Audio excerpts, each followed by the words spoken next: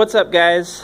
This is going to be a quick video as always, and I'm sorry, but I'm low on space and in a hurry today, but I couldn't not share this if you're struggling with this same issue. So what we have here, sorry for the camera work too, what we have here is a 3800 in a 99 Buick Park Avenue, and this is the Supercharged model, and I'm going to give you a look here. Try and light this up a little bit. This is looking from the passenger side down at the belt, and what mine has is this cast engine mount, and if yours looks similar, you've got your two bolts here to the fender well, and then you've got this arm that goes up and over the supercharger belt, but then also goes in between the regular belt. So if you have this setup, this video is for you. What I have struggled with is getting the belt replaced. So what happened is the tensioner pulley failed on this vehicle and just shredded the belt, and the belt was jammed in everywhere and I needed to replace it. So I went over and was going to just do it real quick, but this is not a real quick thing. However, now that I've kind of figured out some tips, I can help you guys. So the first thing you want to do is, I just took the battery completely out. It's 2 bolts plus your mounting bolt, and it gives you a lot more room. So I would recommend taking the battery out. Then you want to support the oil pan, support the engine via the oil pan using a wood block and a jack, or I have my air jack, but something that you can support that with, so that you can take these two 18mm nuts off and lower the engine just about an inch or inch and a half. And by lowering the engine, what that lets you do is, once you've removed this plastic guard, there's a clip here, and 2 Phillips screws here, and that guard will come out.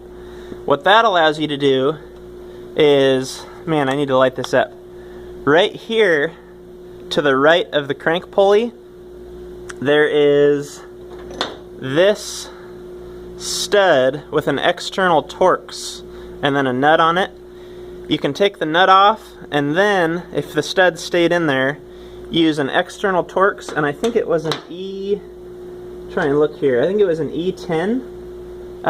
What you're going to do is pull that stud out, and the reason you needed to lower the engine a little bit is because the stud is going to hit right here on the frame, or not the frame, but the body.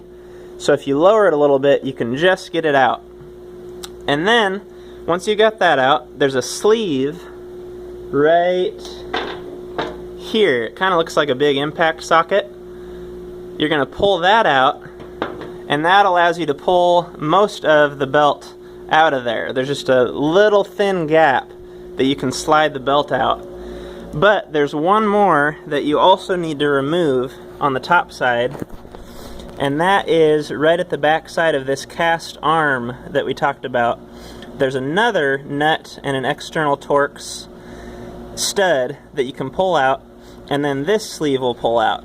And if you follow your routing diagram, it's really hard to explain, but you can figure out how to kind of squeeze the belt in those small spaces and get it routed down in there.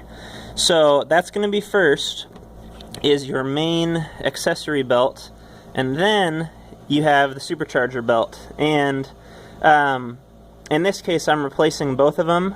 Since one failed, I'm just going to go ahead and do them both, because you have to take the supercharger belts off to do the main belt.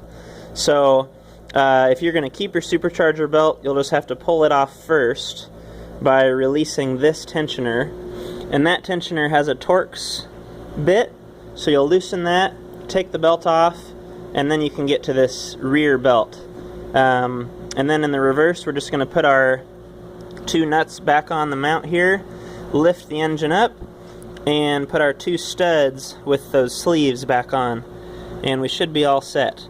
So sorry it's a brief video, but I hope that helps. What I didn't understand at first is that this had a sleeve on it as well as the lower one. Those are removable. So you don't have to take the entire mount off, you just have to remove those studs and those sleeves. So that's it for today. Like and subscribe, and make sure you ask any questions in the comments, and I always try to get back to those. So thanks for watching, and I'll see you guys on the next one.